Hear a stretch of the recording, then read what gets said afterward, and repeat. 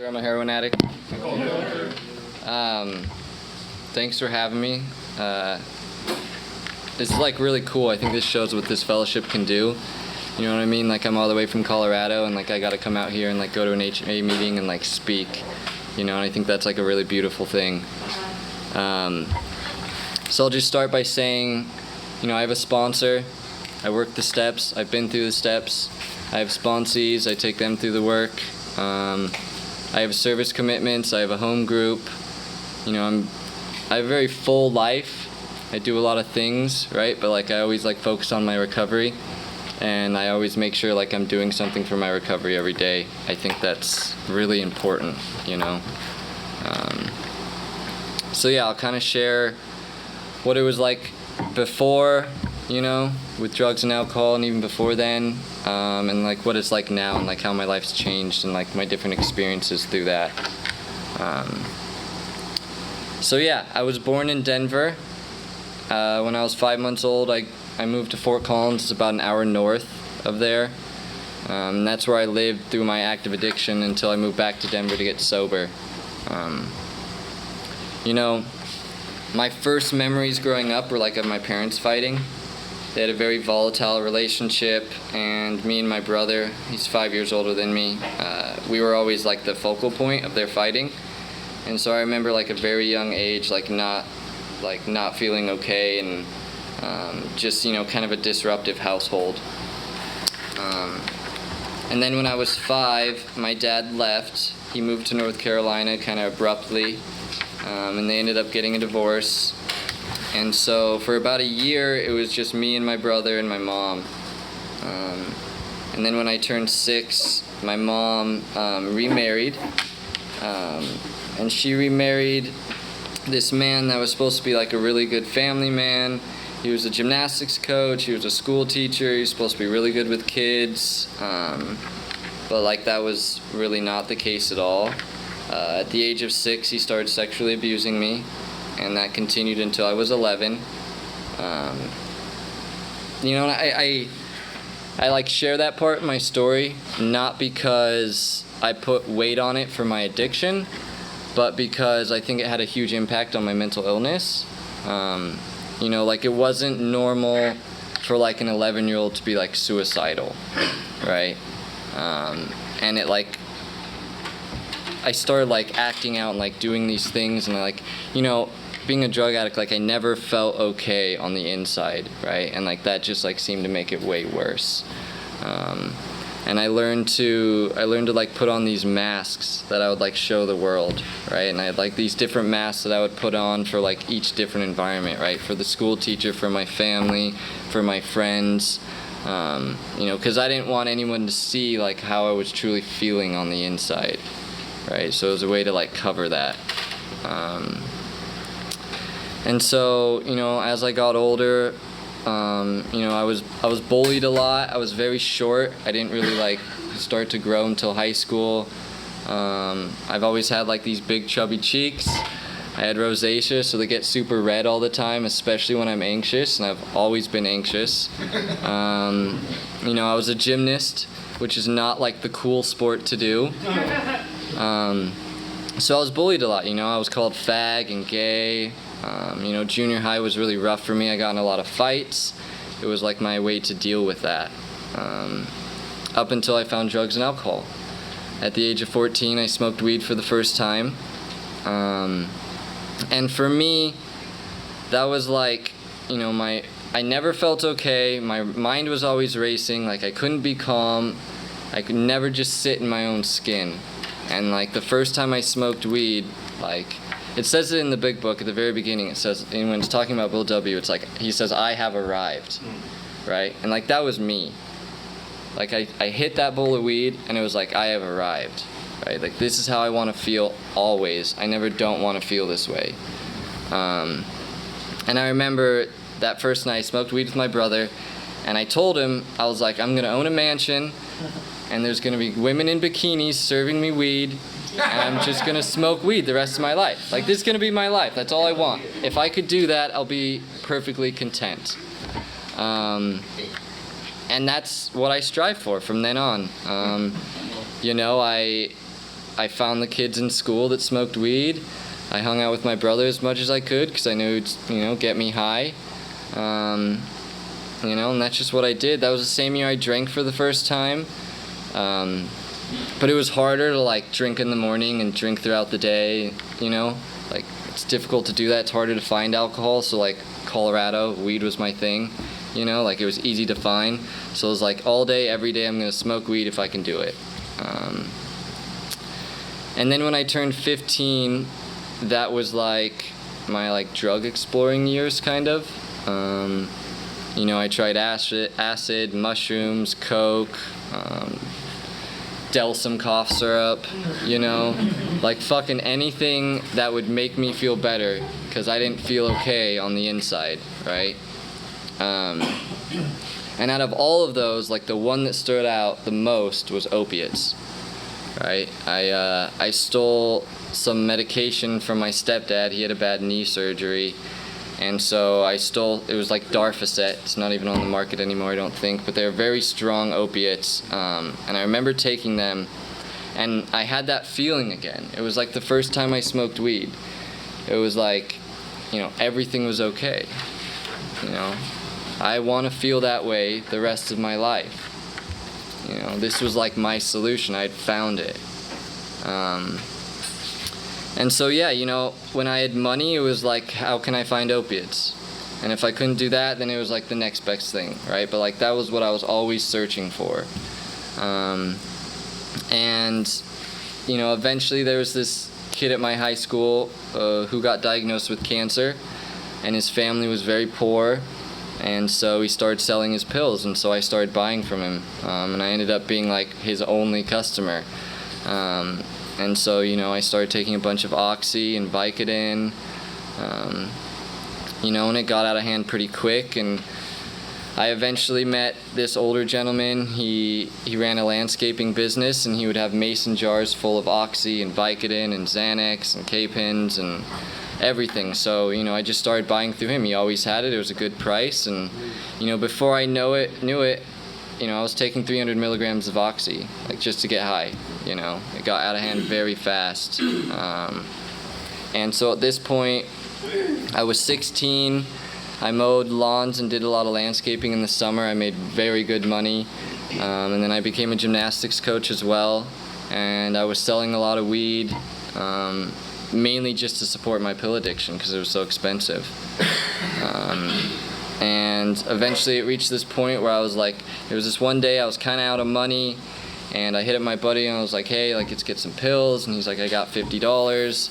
So I stole $60 from my work, and I hit up my pill guy, and he was like, I got something better for you.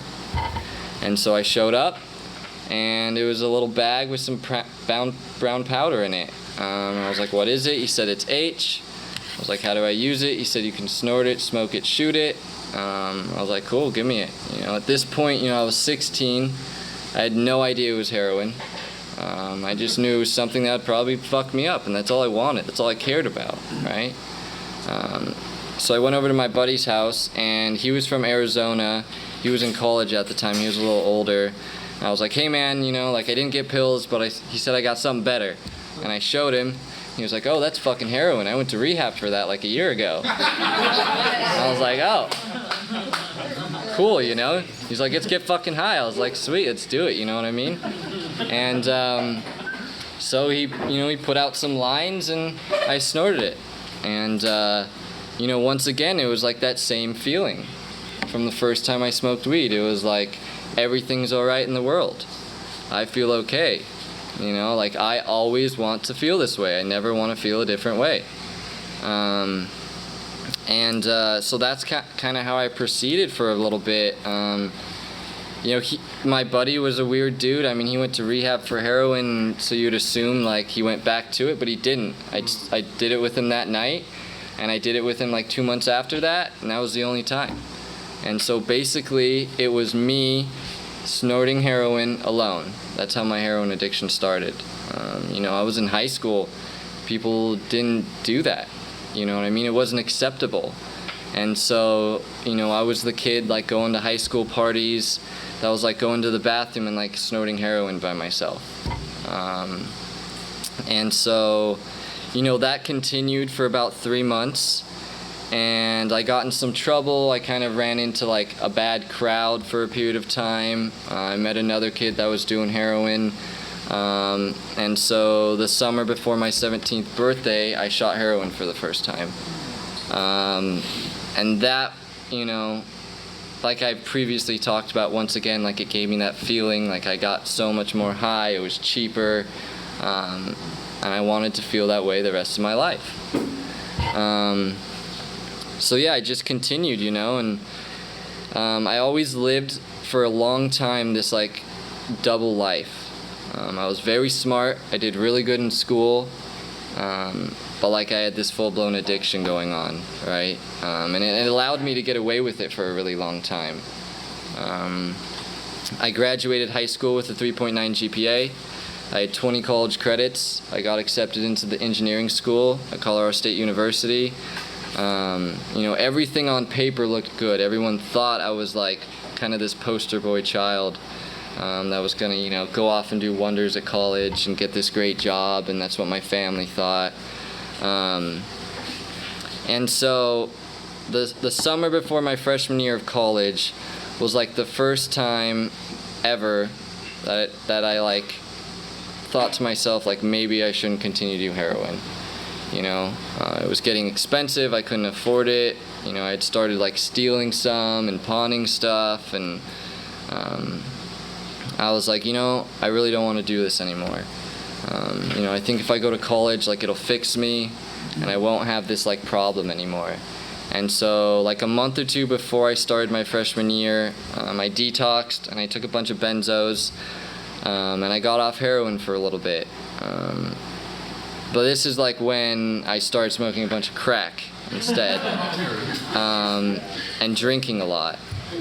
It was, I joined the college scene, so everybody drinks, and I like getting fucked up, and I realized that if I smoke a bunch of crack, I can drink a bunch more, and I can like party with everyone else, and this is how I want, I fit in. It was fun, I felt accepted, I made friends, and so, that's what I kind of did for a while.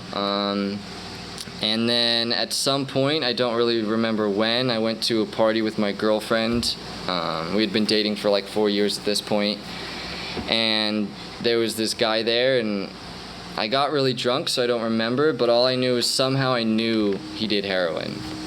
And we had bought Adderall from him that night, and the next morning I hit him up for some Adderall, and we met up, and I was like, fuck your Adderall, like, I know you got some fucking dope, like, let's do this thing. And it was just back off to the races, except this time it was even worse. Before I only bought heroin from like my landscaping buddy, and that's like all I knew. And he ended up, I should include this, that sober time he died of an overdose. So I couldn't really get heroin. So I like to tell myself I got sober, but really just I couldn't get it anymore. So my option was taken away. But this time, I learned this idea of like a plug, right? And so like we started driving from Fort Collins to the big city of Denver, and like meeting like the Hondurans and like all these different people, right? And it was a lot cheaper, and they always had it. And so, I started making trips to Denver every day. And I met like this vast world of addicts all of a sudden, right? Before it was kind of like me, maybe one buddy, but now it was like, I know all these people that do heroin, right? He like introduced me to this whole new world. And so, I don't really know how I maintained this, but, I was a full-time college student. I worked about 20 hours a week, and I made a trip to Denver every day and shot dope. I only failed one class in college. I made it 5 semesters, which I'll get to, but that was like the duality of the life I was living, and eventually things got pretty bad, and I was doing all kinds of returns. I was stealing all kinds of stuff, going to Home Depot, steal a drill, take to the pawn shop, like just living that lifestyle. I was kind of trying to like sell dope, go to Fort Collins and pick up like an extra gram and like bring it back, and that was like kind of working. But, it was struggling. And I kind of hit like this breaking point, and I started to see a therapist through my college. It was free. And so I was seeing this therapist, and they wanted to like lock me up, and so I started like lying a bit to him. I couldn't tell him like the full truth, and eventually it like reached this breaking point. I was driving back from Denver, and my mom called me, and she was like, I found a therapist note in your bedroom, and there's $1,500 missing from my bedroom.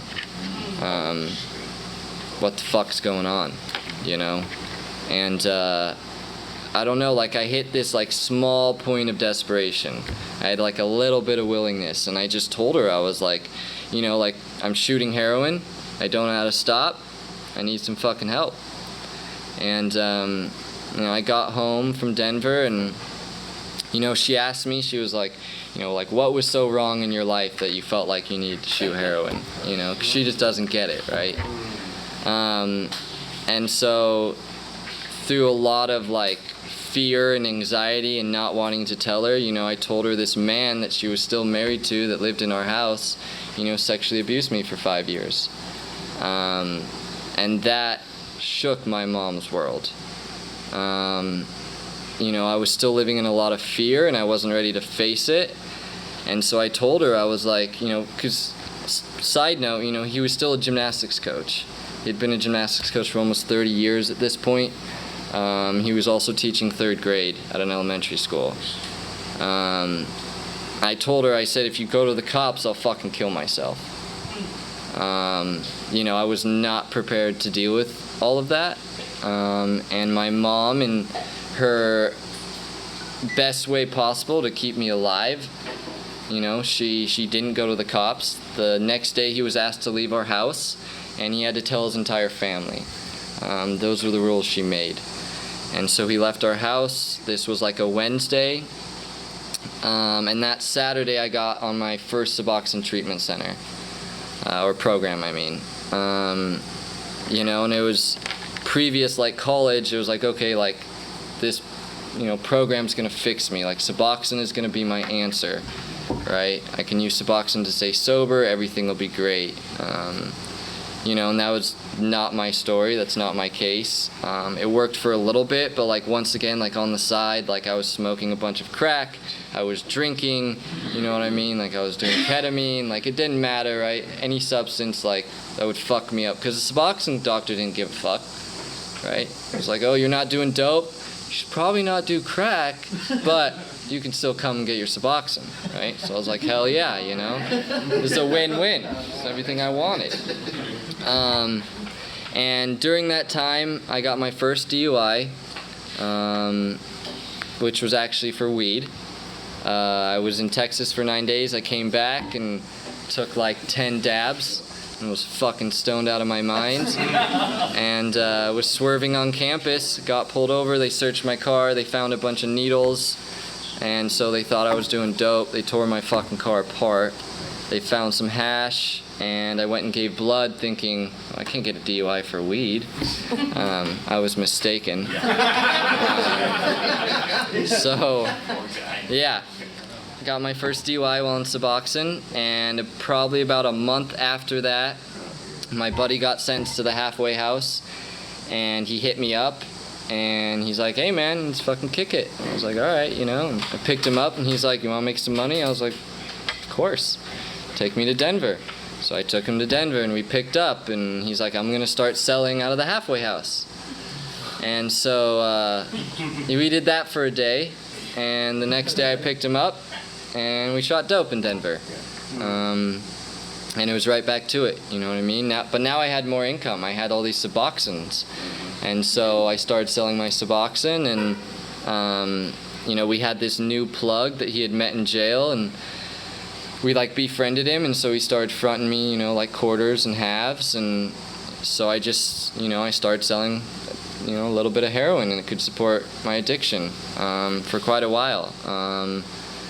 Probably a month or a month and a half after that relapse, I got my second DUI.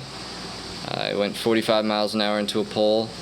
The people I was with dipped and left me. I was unconscious for about 5 minutes. I woke up to people screaming around me outside my car. And yeah, I got my second DUI and got arrested, went to jail. You know, and I was fucking depressed and I was miserable, and you know, I got out of jail and I just, you know, I did what was comfortable, right? I just went back to the dope, started shooting dope again. That's the only thing I knew. That was my solution, right? Nothing else had made me feel okay but sticking that needle in my arm. And so, you know, just started shooting dope and started popping hot UAs, and probation didn't like that, and well, I guess pre-trials still, because I wasn't sentenced. And so, you know, I don't know if it works the same out here, but in Colorado, when you get criminal charges and you go to a state university, they communicate, which was very nice of them. So, you know, I had to meet with the dean, and I had hit another low point, and I wanted help. So I just told the dean, I was like, look, man, fucking shooting heroin, and I don't know how to stop. Like, can you fix me, pretty much, you know? Like, I don't want to do this anymore. I want to finish college, you know? And he's like, well, we have this, like, pretty severe program. It's called Back on Track. You go to, you know, these groups, you get a therapist, we UA you. And he told me, he's like, I don't think we can handle you. You know, normally deal with people who got MIPs and shit. But, you know, if you want to give it a shot, you can. And so, you know, I started this program. I got back on my Suboxone, and I started to go, you know, to these groups, and I had a therapist, and, you know, life was, like, okay for a while. I was still selling heroin, and so my addiction kind of switched to, like, money, you know, and so I, like, created this, like, ego, this alter ego, you know, like, I bought, like, this Rolex, and I had, like, a brand new wardrobe, and, like, I was eating out, and I thought, like, I was, like, this kingpin, you know, drug dealer. You know, and at the same time, I was shooting a bunch of ketamine and eating a bunch of somas, because those don't show up in UAs. And I was selling cocaine to people in the program and getting them kicked out from CSU. You know, my life was still really unmanageable. I didn't know how to live. And eventually I popped hot for heroin. I didn't do it. I think it, like, seeped through my fingers from breaking it up. I have no idea, but I popped hot. And I had taken a test for the state, then my school that I popped hot, and then my Suboxone doctor. And we got the results from all of them, and the Suboxone levels were all the same. And if anybody's taken Suboxone, you know that if you shoot dope, you can't take Suboxone for a little bit. And so they kept me, but I was on very thin ice. They didn't trust me. And so, you know, since they got mad at me, I was a victim. You know, how dare they accuse me of shooting heroin when I didn't? I was only selling it. So I said, fuck you, I'll shoot heroin. You know, popped hot again, I was kicked out of school. You know, and that was really hard for me, because at this point my girlfriend of almost 5 years had left me. I'm extremely codependent, and so, you know, my identity was, like, with her. So when she left me, I had, like, lost everything. You know, I went, like, crazy. And then I got kicked out of school, and I had passed all my classes, so I was, like, pissed off. You know, I was a giant victim of that situation. And so I just went on a giant bender, and it was like 2 or 3 days of being kicked out of college. I had my first overdose. This girl, Cece, was living with me at my mom's house, and I overdosed. She went and got my mom. My mom had to do CPR on me for a while. The paramedics came. They hit me with Narcan, and I went to the hospital. You know, and it was scary, but, you know, I just wasn't done. It was the only thing I knew, and so went to the hospital for 4 hours. I got out and I shot dope, you know. And so I did that for a couple weeks, and then I had to start doing my jail time for my 2 DUIs. And when I was sentenced, I was still in college, and so they didn't want me to be out of school or kicked out of school for going to jail. So I was doing what they call work enders. So I was going in on the weekend And then they'd put you in a jumpsuit and you'd go out and you'd clean trash off the highway and shit like that. And they would count for 2 days of jail. You had to stay there. I had relapsed, so I couldn't make it through the weekend. And so the first weekend I got super dope sick. It was miserable. And I realized after that first experience, they only search what you have in your bag, but they don't fully strip search you. And so I started sneaking in a research chemical. It was a benzo, so I could make it through the weekend. And I did that the next weekend, and I thought, well, if I can sneak in a benzo, I can sneak in heroin. So I might as well do that and sneak my phone in, because why not? And so I took too much of the benzo the first morning and I blacked out. I went up to the vending machine and I pulled out my phone right next to the deputies. And they said, "What the fuck is that?" And I dropped it and I kicked it under the vending machine thinking I was stealthy. And this was all told to me prior. When I later go to jail, I'll get there, because I was blacked out. They sat me down. They're like, "Oh, we don't know what to do with you. Like, we'll be back. Like, just stay here. You might be going home." And I was like, "Sweet, you know." And someone came up to me and they said they're gonna search everything. So I went to the bathroom and I shot dope. And I walked out of the bathroom and I collapsed onto the ground. And I had to be hit with the legal limit of Narcan, and I had to be hit with adrenaline because my heart had completely stopped. They took me to the hospital. Then they took me right to jail. And I woke up in jail. I didn't know how I got there. The last thing I remember was going to work enders. I went up for med count, and I told my last name to the lady, and she goes, "Oh, I remember you." I was like, "I don't remember you." She's like, "Oh, I'm the one that took you to the hospital." And I was like, "I went to the hospital?" She's like, "Yeah, check your arm." And I still had the band on. And I was like, "Why'd I go to the hospital?" She's like, "You fucking overdosed." And I was like, "Oh shit." And then I went to the deputies and I was like, "Why am I even here?" And he's like, "You'll find out in video court." And so I went to video court and I had 2 class 4 felonies. I had an introduction charge and a possession charge. I, for some reason, had 2 Dilaudid in my pocket when I went into work enders that I had no idea about. And so if I didn't have those, I wouldn't have caught any charges. But with those, I got the introduction and the possession charge. So I sat in county for 44 days, and I got out, and it was right back to it. It was the only thing I knew. Bam, shooting dope right off the bat.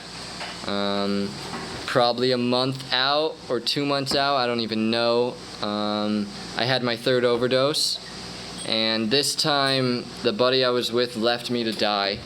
I was in my bedroom at my mom's house, and it was about 1 or 2 in the morning, and she woke up from a deep sleep, and for some reason knew something was wrong, and she came into my bedroom and found me on the floor, completely blue. And so she started doing CPR, she called the ambulance, and they came, hit me with Narcan. I went to the hospital, and this time I didn't get out so quick. I had shot so much that when the Narcan wore off, my heart rate dropped really, really low, and they were not able to discharge me until my heart rate steadied. So I spent the night in the hospital, and that was like a defining factor in my use. I remember waking up from that overdose and seeing the expression on my mom's face, and it was like she was preparing for me to die, and I remember waking up in the hospital and like her not being there, and I thought that was weird, like why isn't she here with me? And I got out of the hospital and I walked home, and I talked to her for a little bit, and she said, "It hurts too much to love you," and that like rocked me to my core. My addiction had always been about myself, and I had never thought about anybody but myself. And that was like the first time that I like realized that, my drug use has impacts on people that I love, right? And really the only person that has been there through all of this. I didn't really mention this, but, with the whole thing with my stepdad, I had used that against my mom. That's why she hadn't kicked me out. That's why she stuck with all my relapses, I had like used that against her. And I guess I just like came to this moment of realization, and I was talking with my mom's roommate, smoking a cigarette, and he was like walking me through like how, she was screaming on the phone, crying, like beating my chest, just telling the paramedics like he's not gonna wake up, he's not gonna wake up. And so, I became willing to like try something different. And probably a month after that, I was still getting high. I became willing to like go to treatment, and my mom like helped find me treatment centers, and I had been popping hot UAs out on bond, and so with a little nudge from my pretrial officer, she told me, she's like, you have 7 days to get in a treatment center.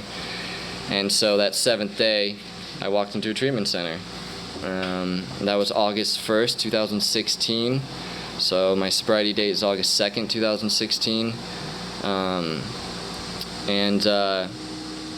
was just willing. I didn't want to live that way anymore. And I don't know what clicked. I don't know what makes someone hit a bottom. But for some reason, my heart had been softened. And with the right circumstances, I was able to get plugged in and connected. My first 2 weeks there, this guy came and spoke. He had my story, and I went up and asked him to sponsor me. He's still my sponsor to this day. I did 28 days in that treatment center, and I transferred to a 3-month treatment center where I ended up doing 4 months for trauma work. And I just started on my step work. I always share this, like, I didn't stick around these rooms because I wanted a sponsor. I didn't stick around these rooms because I wanted to do a fucking 4-step. Like, I stuck around these rooms because I found some hope. And I listened to these people who used and thought and felt like me and didn't anymore. Right? And that gave me some hope that maybe, like, if I do this thing, like, I don't have to be fucking miserable anymore. And so that's why I stuck around. My second week in at Aspen Ridge, the second treatment center, my therapist came to me, and she was like, you have one of two options. With your stepdad still being a gymnastics coach and a school teacher, she's like, I have to report. She's like, I can call the cops, or you can call the cops. And I lost my fucking mind, of course. She gave me 24 hours, which was good, because I needed a deadline. And that next day, I told her that I would call the cops. And so I called the cops on my stepdad. This was a Friday. That Wednesday, he was arrested. And he was on the front page of all of our newspapers. He was on, Fox 31, 9 News. He had been a gymnastics coach at this point for over 30 years, and a school teacher, so it was a big deal. I was blessed to be in a treatment center, so I was protected from all that. I had really good people around me. I had a great therapist to kind of get me through that. I did a lot of trauma work. And at the same time, I did my step work, right? And that was, huge. So, I got to learn about, this trauma and kind of how to get through it, which was huge for me. But at the same time, I got to look at, what does my addiction look like, right? What is my first step, right? And, my first step, that was huge for me, because before, I either thought everyone felt this way when they used drugs and alcohol and they were just stronger than me, or I was just abnormal from everyone. I had no idea, the difference between, obsession and, craving, right? When I put a drug in my body, I crave it. But even when you take that drug away from me, I obsess about it, right? And that's what makes me a drug addict, right? You can take the dope away from me, I can get sober, but then I obsess. And that doesn't go away until I get high again, right? And, that's what makes me a fucking drug addict. That's my first step, right? And then I got to go through my second and third step, and I grew up Christian, but I didn't really believe it. I had resentments at God. I didn't want God to be a part of this program. I wish he didn't have to be, right? I wish you could leave that higher power shit to the side. But I realized that it was very important. And so, I just formed this wacky, idea of what my higher power looked like, and I just did what my sponsor said. I just, he had me do the shoe trick. I took my shoes off at night, put it under my bed, I got on my knees, I prayed. When I got up and put my shoes on, I got on my knees, I prayed. And for a long time, I didn't even say dear God or higher power. I just said, thanks for keeping me sober, keep me sober. It's all I could do for a while, But through that, like, I formed this connection eventually. And, like, my third step was just a commitment to finish the steps. That's all it was for me. It was like, I'm just going to give these steps a shot, and if my life gets better, then, like, I'll run with it, And so then I got to my fourth step and started writing down my resentments and going through all that. And at the same time, this is when my stepdad's court hearings came about. And so, he was fighting the case initially. My brother came forward as well. So we decided to take a plea deal. And so I got to go to his sentencing and I got to read a whole thing. It was very powerful for me. I was like in the midst of my fourth step. So I had a lot of anger and resentment. And I got to get a lot of that out in the courtroom and address him specifically. And I got to walk away from the court stand, feeling 1,000 pounds lighter. It was really important and just a really good experience for me. The outcome wasn't what I wanted, right? He got 90 days in jail for 5 years of my life and 2 years of my brother's life. I don't think that's justice, but that's not why I was there, right? And so I got to walk out of that courtroom, finding some relief around that. And then a couple weeks later, I got to do my fifth step. And, my fifth step for me wasn't anything crazy. It was just like, yo, dude, like, you got these character defects, right? Like, let's take a look at them. Let's work on them. My sponsor had me have my defects and my assets, right? And then he had, like, my fears and what God would have me do. And then he had, like, my sex and relationship. I had my life ideal. Right, so after I fifth step, every day I read my assets. Every day I read what God would have me do instead, and I read my life ideal. Right, so I focused on the positive, and instead of like not living in defect, I lived in asset. Right, and then I went through like a 6 and 7, and I think those steps, have a lot of weight and power to them, because we're pretty much saying like these defects that I built for a reason, that were my defense mechanism, like higher power, take these away from me and like make me the most useful I can to others, right? And now it's like really powerful work right there. And so I did my 6 and 7, and it was good, and I made it to my 8 and 9, and my 8th step, I just wrote down all these people I had harmed and became willing to make amends to them. And with my 9th step, like the biggest thing that I learned from my 9th was like just to shut the fuck up. I thought I was going to go in, I was going to sit down, and I was going to tell you how I harmed you, right? Let me tell you how I harmed you, let's make this all better, and then I'm going to leave, right? But like I learned, like that's not the case. Like I really have no fucking idea how I harmed you. I can assume, I can think I do, but I really don't, And so like when I sat down with my mom, I told her all these things, and my sponsor said, shut the fuck up. So I shut the fuck up, and she started talking, and I like learned all these things I had no idea about, like how she has night terrors of me being dead. How she would go through her day and she'll have panic attacks. Every time her phone rings, she thinks I'm in jail or dead. Right? Like I just thought, I stole some money, you probably stressed a little bit. Right? Like I had no fucking idea like the misery and the terror that I put my mom through. Right? And through doing that 9th step, like I gotta form this beautiful relationship with my mom, and I gotta come out here and visit her, which was super cool. Colorado's marriage laws are all fucked up, so when she went through her divorce, my stepdad took the house from her. And he was a pedophile and a convicted felon, so he couldn't make money. So he got it all. And my mom, worked, so she didn't get anything. And so, but I gotta be there for her, right? Like my mom called me and like told me about her problems, and like I gotta like walk her through that and say like it's gonna be okay. And like that's a direct result from like doing my 9th step. I gotta like build a relationship with my mom again, which is beautiful. And then 10, 11, and 12. Do this daily reprieve every day, and I find time for prayer and meditation. I'm not the best at prayer. I've had ups and downs, but I'm huge on meditation. I have extreme anxiety and depression. And, my first year I was on medication, and I got off of it. And, I found for me, meditation was the best thing to curb that, especially my anxiety. You know, if I take 5 minutes in the morning and meditate, I find I'm less anxious through the day. So that was very huge for me. You know, and then my 12th step, you know, right when I, you know, went through my steps, I immediately started sponsoring, and so I took other guys through the work, and I think that's huge. You know, if you go through your set of steps, you need to sponsor other people. Like, that's the point to this, and that's where my sobriety has like really grown, and I've learned the most. You know, taking someone through the work, like, that's when you really learn about the book, and like what these things mean.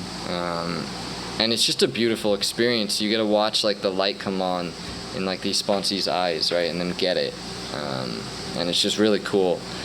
And so, you know, and all service is like that. You know, service is like the biggest part of my program probably today, right? You know, I'm very selfish and I like to sit in my own will, and like the only way to combat that is like get out of my own fucking way and like be of service, right? So you sponsor other people, you get a service commitment, whatever that looks like, right? That's like, or be of service not even in the rooms. You just help people, right? You know, that's probably like the biggest piece of my sobriety today. You know, and I have a really great life today. I have a good job. I'm back in school. I graduate in a year. You know, I have a girlfriend that I've been with for, you know, almost 2 years.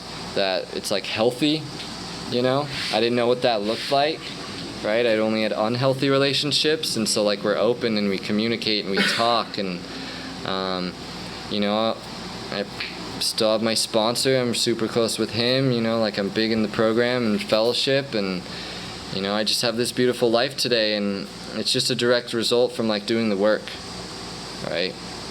You know, so if you're new and you're struggling, you know, get a sponsor, work the steps.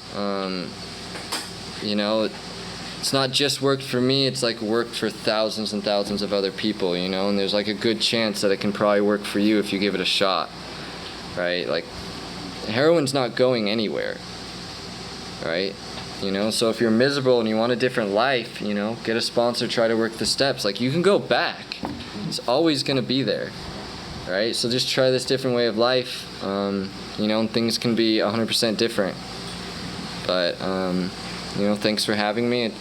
Super excited I got to share my story in New York, but that's all I got.